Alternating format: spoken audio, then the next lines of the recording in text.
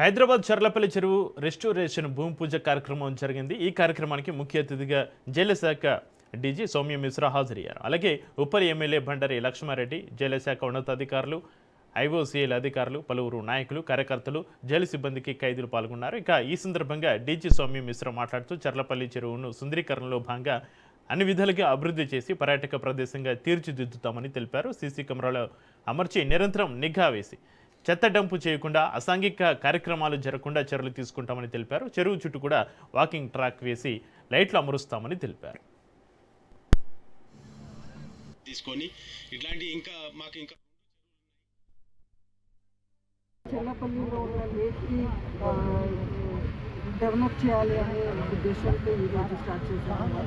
So mainly మేము HYDRAA technical support and IOC నుంచి funds support ఈ పని జరగడంలో పని ఇక్కడ జరుగుతుంది. మాకు మెయిన్ ఇంటెన్షన్ ఆఫ్ కోర్స్ పర్యావరణం కాపాడాలి, కన్జర్వేషన్ ఉండాలి ఆఫ్ వాటర్. అండ్ ఇక్కడ మా రెండు జైల్స్ దగ్గరే ఉన్నాయి, మీకు తెలుసు. Open air jail Challapalli as well as Challapalli high security jail. So అక్కడ మాకు ఓపెన్ ఎయిర్ జైల్లో చాలా అగ్రికల్చరల్ వర్క్ మేము చేపిస్తాము.